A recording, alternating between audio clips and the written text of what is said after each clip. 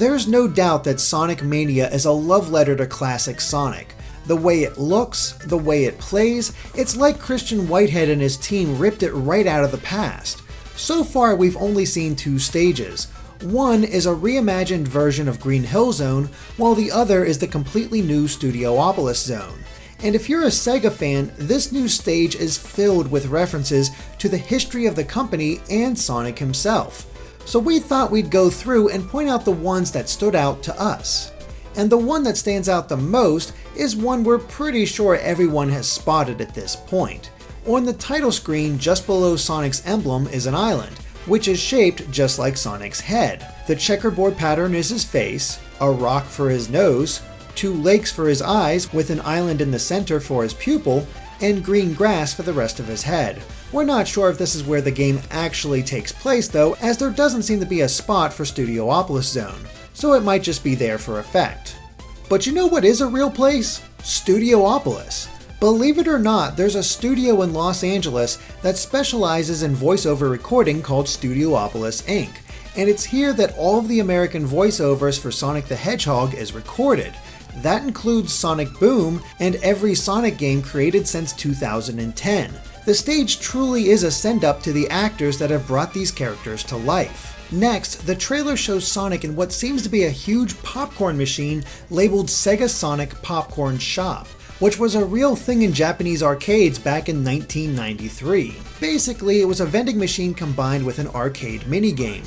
Players would pick a flavor, either salted, butter, or curry, and then the game would begin as the popcorn was being made. The game featured Sonic and Tails trying to make popcorn while Eggman got in the way. Players could turn a green crank to help Sonic run faster, though there was no way to lose. After all, you always got your popcorn. While we don't get any popcorn in Sonic Mania, Sonic is at least getting buttered up. We then see Sonic get into a van before being teleported via the satellite waves. The van is labeled Hornet on the side, while the back has the words High Class.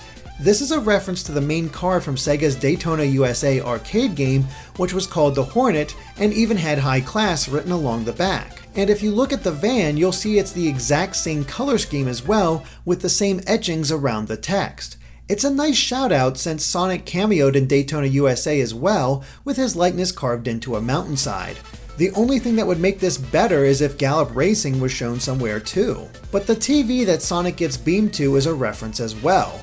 There's a shot from the trailer that clearly shows one of the TVs while he's not in it. And below the screen are three colored ovals, red, green, and blue. This is a nod to the Sega Game Gear as these shapes were part of its logo design. That's clever in and of itself, but even better is the fact that there's a red dot on the left side of the television as well.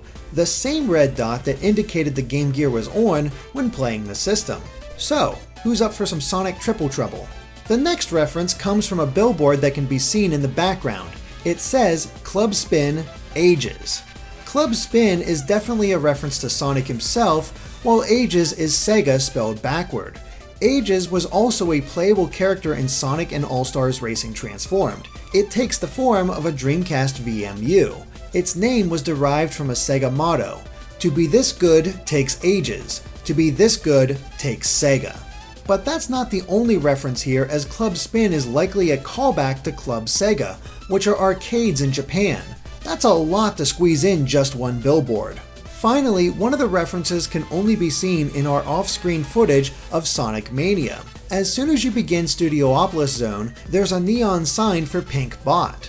This is a callback to the original Streets of Rage. As soon as you began that game, there was a neon sign for a place called the Pine Pot. And comparing the two, it's obvious that this was a purposeful reference, as the design of the logos are nearly identical.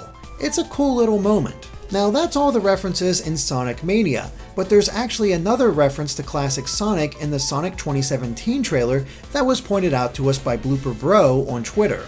The pose that classic Sonic makes after saving Sonic is the exact same one from artwork on page 99 of the History of Sonic book.